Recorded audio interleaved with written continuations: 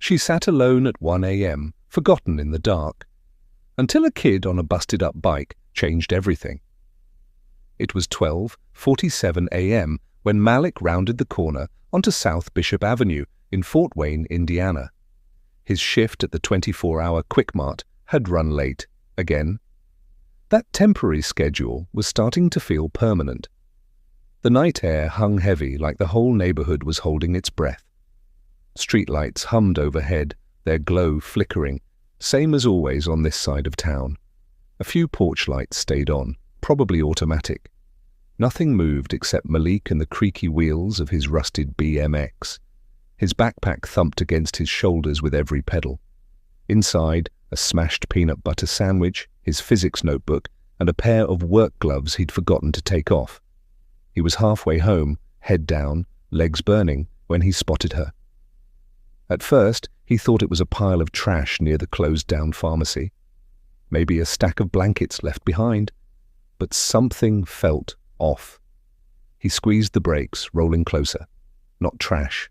A woman, an older white woman, perched on the curb, knees pressed together, arms wrapped tight around herself.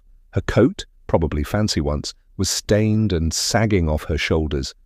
Her shoes didn't match, one with a heel, the other a hospital slipper. Grey hair tangled in the breeze, her chin trembled with every shaky breath. Malik scanned the street. No cops, no cars, just him, her, and the scratch of dead leaves skittering over pavement. She hadn't noticed him yet. He could have kept riding, maybe should have. You hear stories, people trying to help and ending up hurt, or blamed, or worse. But he didn't. He swung off the bike, one foot still on the pedal, and cleared his throat. "Ma'am, you okay?" She startled, her pale blue eyes locking onto his. Not scared exactly, just lost. Like she wasn't sure he was real. "I don't know where I am," she whispered, her voice paper-thin. Malik glanced around again. Still no one. The gas station 3 blocks back had a night guard, but that felt too far. He studied her, the slow blink of her eyes, the way her lips quivered like she was fighting tears. She wasn't drunk. This wasn't drugs. Something was wrong. "Okay," he said, softer now. "You're safe. You live around here?" She shook her head. I don't think so." "You got a phone? ID?" She fumbled in her coat pocket, pulling out only a wrinkled handkerchief. Malik blew out a breath, rubbing his neck. "Remember your name?" A pause, then a whisper. "Margaret, I think." He crouched beside her, moving slow. "All right, Miss Margaret. I'm Malik. You hungry? Thirsty?" She gave a faint nod. "I had tea earlier, or maybe yesterday." Her voice sounded almost childlike, each sentence a question.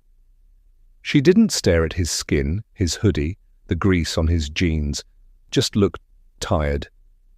He dug into his backpack and handed her a water bottle. She clutched it with both hands like it might disappear and drank in slow sips.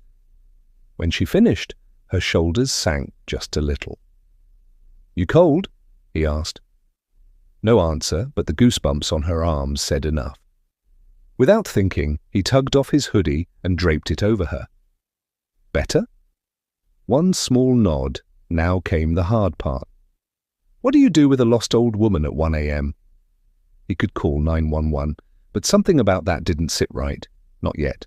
Not until he knew more. Malik eyed his bike, then her, then made up his mind. "My place isn't far, 5 minutes by bike. My grandma's probably still up. She'll know what to do. Want to come?"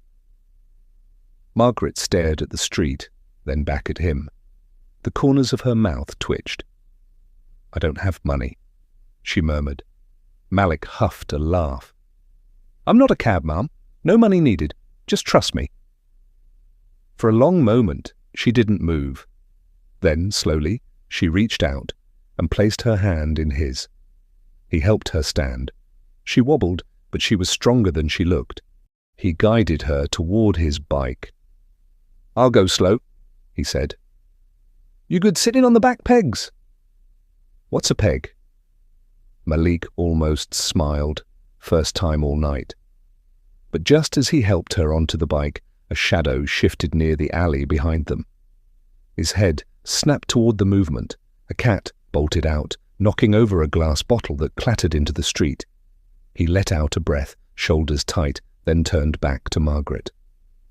"You good?" he asked, keeping his voice calm.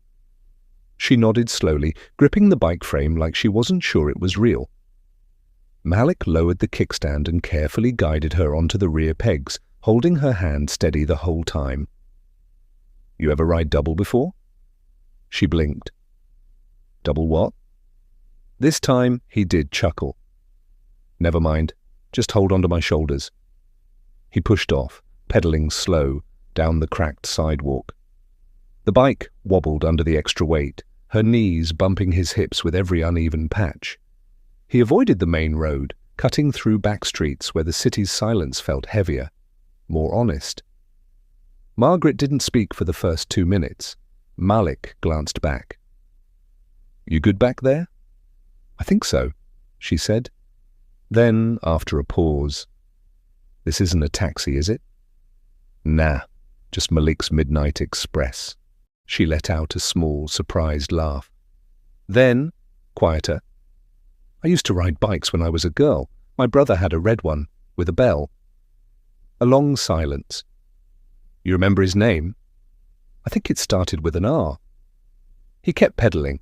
They passed a boarded-up laundromat and an old Baptist church with a sign that hadn't changed since Easter. Malik turned onto Millilan Street, swerving around potholes and broken branches. The neighborhood grew darker here, fewer streetlights, deeper quiet. Margaret whispered, "I think I had a husband." Malik stayed silent, letting her talk. Tall, wore glasses, always said I walked too slow. "Did he love you?" She looked up at the sky. "I think so." Another minute of quiet wheels on pavement. Then suddenly, "You got family?" "Yeah. Grandma raised me. Mum passed when I was 10. Never knew my dad." Margaret's grip on his shoulders tightened slightly. "I'm sorry." "It's cool. My grandma's solid. You'll like her." The houses changed as they rode, less peeling paint, more trimmed lawns. Still working class, but steadier. The kind of block where folks waved if they knew you and kept their distance if they didn't. By the time they turned onto his street, Malik's thighs burned. He stopped in front of a one-story brick house with a sagging chain-link fence and 2 plastic chairs on the porch. One light was still on. He helped Margaret off the bike, steadying her when her knees wobbled. "You sure she won't be mad I'm here?" she asked. "Not if you tell her what kind of tea you like." That got another flicker of a smile. He opened the gate, wheeled the bike in, and guided her up the porch steps. A soft knock. Footsteps. Then the door creaked open. His grandma stood in the doorway, 70s, thick robe, satin scarf over her hair. She squinted. "Malik, what in the—" "Brought someone, Grandma." Her eyes landed on Margaret, who was fussing with her coat. His grandma's lips parted, brow furrowing. "She's lost," Malik said quickly. Didn't know what else to do. His grandma studied them both, silent. Then she stepped aside. "Bring her in." They walked into the living room. Margaret sat on the floral couch like it was something fragile. Malik's grandma flicked on a lamp, then disappeared into the kitchen without a word. "Your house smells like vanilla," Margaret said. "Grandma bakes when she's stressed," Malik replied. A moment later, his grandma returned with a steaming mug. "Chamomile," she said, handing it to Margaret. "Didn't know what you liked." "Thank you," Margaret whispered, eyes glistening. "I didn't mean to be trouble, I just got turned around." His grandma's expression shifted, something unreadable.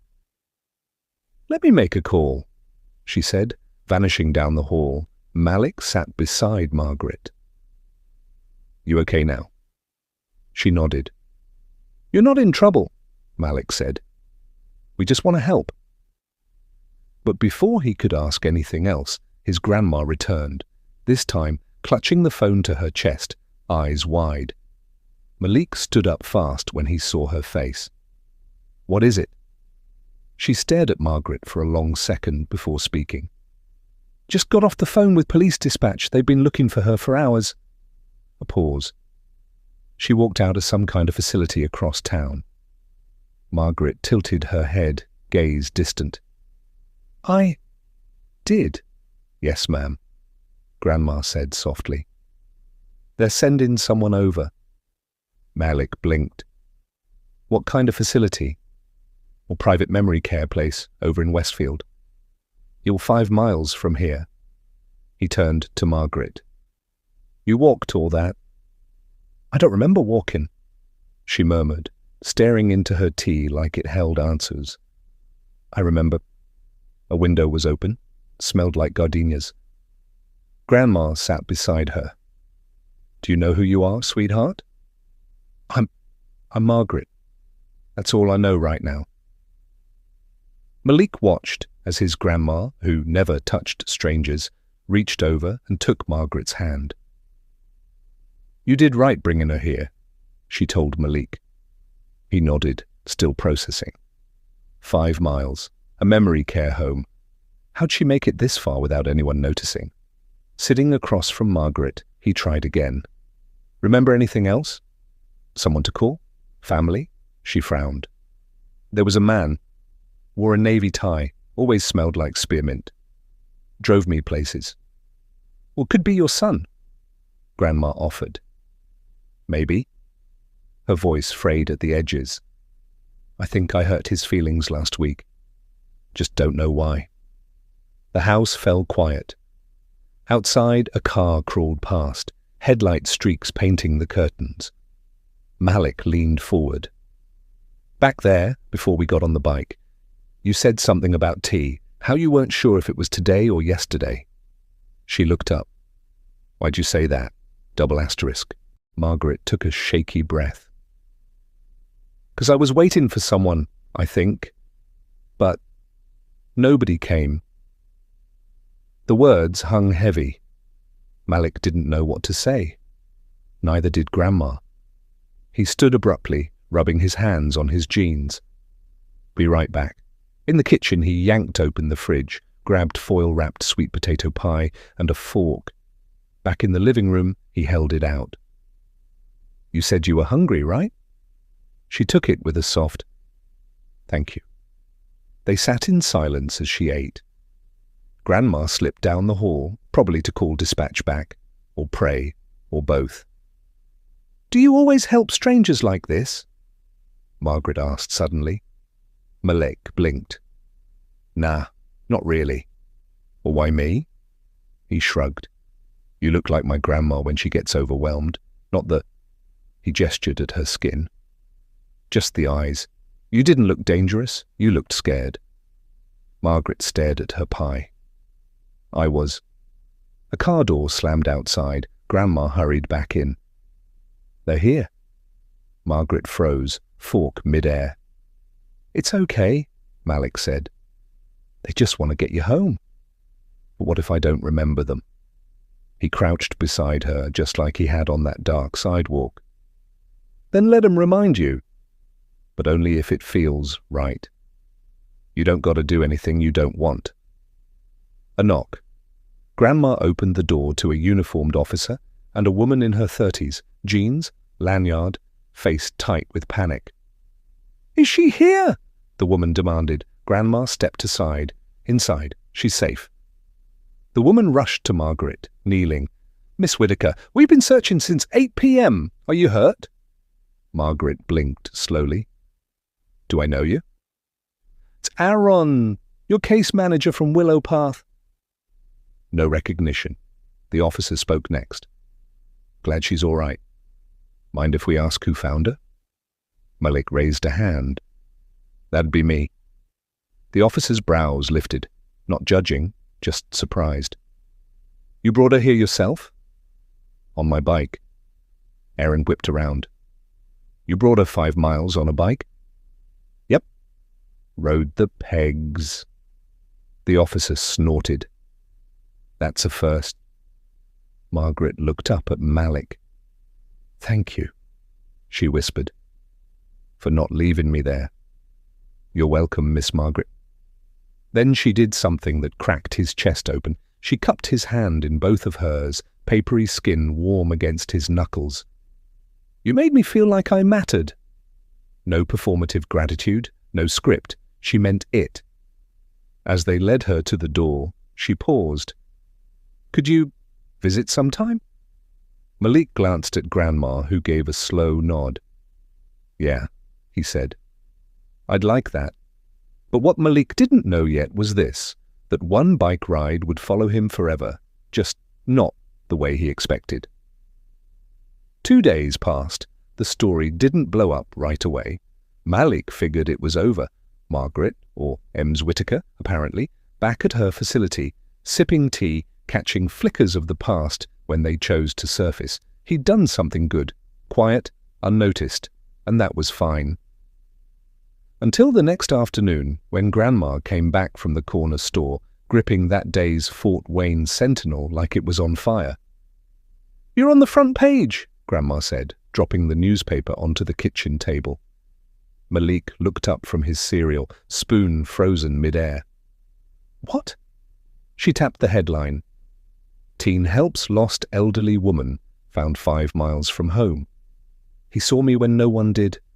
And there it was, a grainy photo someone had snapped outside their house, Malik on the porch, Margaret beside him, still wearing his Quickmart name tag. His phone buzzed, then buzzed again, and again, texts, missed calls, social media tags from people he hadn't spoken to since elementary school. Grandma didn't look thrilled. I don't want reporters sniffing round here, she said, pouring coffee. People start digging for the wrong reasons when money's involved. What money? She gave him a look. That woman ain't just some lost senior. Looked her up. Her family's wealthy. Investment firms, real estate. Maybe even banks. If she remembers that, they'll be protective. Malik stared at the photo. He didn't look heroic. He looked tired, like a kid who'd finished a long shift and still showed up anyway. School the next day didn't let him hide. Teachers stopped him in halls, strangers cornered him by vending machines. A news crew camped outside until the principal chased them off. By Friday, Malik had deleted most of his apps. Then came the letter, hand-delivered by a courier in a suit too stiff for their neighborhood. A polite knock. Grandma answered. Delivery for Malik Owens, the man said. The envelope was thick, the kind of paper that didn't crease. No return address, just his name in perfect black ink. Inside, a handwritten note. Malik, I may not recall every name or date, but I remember kindness. I remember your eyes, how you looked. At me, not through me. You made me feel real. Please visit. I'd like to tell you something important. Margaret Whitaker attached a business card. Whitaker Estate Trust, Senior Coordinator Elise Harding, a number, an address in the city's north end. Malik turned it over. On the back, in Margaret's shaky script, you reminded me of someone I used to be. He held the card a long time. Grandma walked in, drying a plate. You going? Think I got her, Malik said. That evening, he took the Nate bus, then walked the last few blocks. The address led to a red brick estate behind iron gates. A woman in a navy suit greeted him at the door. She's in the garden, she said. Doesn't like walls much these days. Malik followed the stone path past a fountain. Margaret sat on a bench between daffodils wrapped in a soft blue sweater. A nurse read nearby under a tree. She looked up. You came? I did. She patted the bench. Sit. They listened to the wind. Sorry if I caused you trouble, she said. You didn't. I wasn't always like this. Lost. I don't think you're lost now. A faint smile. I used to be sharp, ruthless, some said. People respected my power, not my kindness. That night, you showed me what it meant to be seen. No strings. Malik stayed quiet. Got something for you." She pulled a folded paper from her pocket. Not a check. Not cash.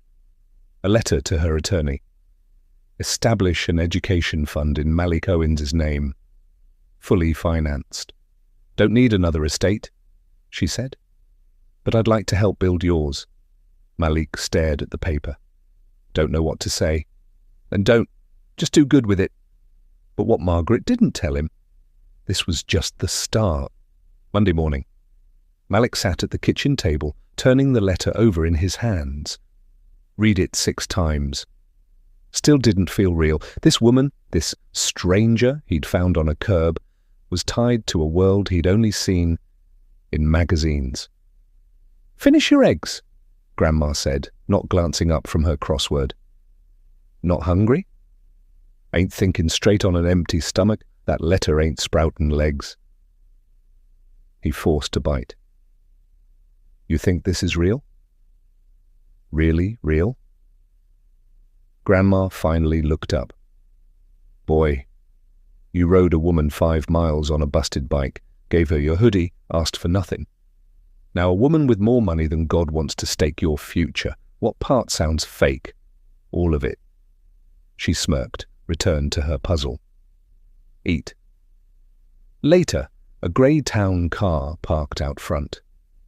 A man in a navy suit stepped out, polished shoes, calm, expensive smile.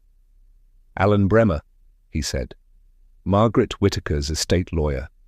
He handed Grandma a folder. "Miss Whittaker insisted we deliver this personally. Preliminary documents for Malik's fund, plus a recommendation letter for any college he chooses."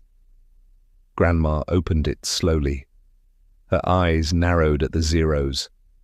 Malik stood back, throat tight. "I know this is overwhelming," Alan said. "But Ms. Whittaker doesn't gift lightly. She remembers what matters, even when her memory fades. You mattered." "How'd you find us?" Malik asked. Alan smiled.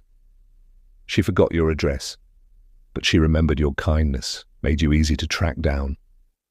Malik folded his arms. What does she want in return? Alan's polished smile faded, replaced by something raw. "Nothing. She doesn't have much time left, Malik. Had good people around her for decades, but that night, she felt invisible. You made her feel human again." He paused. That hit something deep. With a nod, Alan slid back into the town car, leaving them with the folder and a silence that clung to the kitchen like humidity. Malik sank into his chair and flipped to the last page. The Whittaker Foundation for Educational Equity. Malik Owens, Scholar Grant, signed in Margaret's looping script. Grandma leaned against the counter, arms crossed. "You thinking what I'm thinking? That the universe is weird? That maybe this was exactly what you needed, and what she needed too." That night, Malik Googled Margaret properly. She wasn't just rich, she was old money rich, former vice president of one of the country's oldest private banks, once listed in Forbes. Sat on 3 university boards, owned properties across 3 states. None of that had been in her eyes that night on the curb. All he'd seen was a scared woman no one stopped for. He shut his laptop. She could have been homeless, could have been dangerous, but she wasn't. And if he'd listened to the world's warnings, she'd still be out there, or worse. Now here she was, rewriting his future. For what? A water bottle and a bike ride? No, for seeing her when no one else would. 3 weeks later. Malik's name was in places it had never been before. Newsrooms, classrooms, community centers. "Good Morning America," called his principal. He hated how reporters sanded the story into something shiny. Poor kid saves rich lady, missing the point entirely. He hadn't helped her because of who she was. He'd helped because no one else did. And he never forgot the quiet street, her uncertain eyes, the 60 seconds it took to decide a stranger deserved safety. Then came Cheryl Danvers' call. director of a youth leadership nonprofit. "We want to give you a platform," she said. "Support whatever path you choose." He didn't trust it. People didn't offer help without strings. But that week, he stood before 50 people in a community center, gripping the podium. "I'm no hero," he said. "I saw someone scared. That's it." A pause. Almost didn't stop. Was tired, had homework. But I thought of my grandma, how I'd feel if someone saw her like that and walked on. The room held its breath. So I stopped. Gave water, a hoodie, a ride home, and she gave me a reminder. The world needs us to look up from our screens. Silence. Then applause, not thunderous, but real. After, a woman clutched his arm, tearful. "My father has dementia. I pray someone sees him when he's lost." That meant more than any scholarship. Margaret's sunroom, 2 weeks later. She watched squirrels dart along the fence, teacup steady. "Heard you've been busy." "So've you." Remembering more, not everything, enough. A comfortable quiet. "You changed my life," she murmured. "You changed mine?" No. She set down her cup. "I gave you resources. You chose to lift others with them." She handed him a small envelope. Inside, a note in shaky script. "This is my last gift. Small, but important. You owe no one a performance. Just keep paying attention. When the moment comes, act." He tucked it behind his bus pass, where it would wear soft from rereading. Months passed. Same bike, same quick march shifts, same Malik mostly. But something had shifted. Not the scholarships, not the press. The way he saw people. Like the man digging through trash behind dollar value, who flinched when Malik nodded.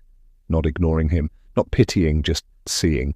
He didn't need to stop every time. The lesson wasn't save everyone.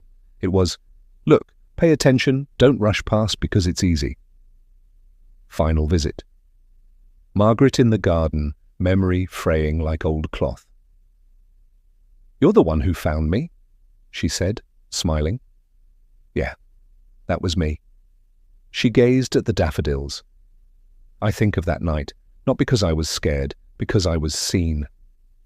Before he left, she pressed an old photo into his palm, a girl on a bicycle, laughing as her brother chased her. That was me, a long time ago. 2 weeks later, she passed quietly.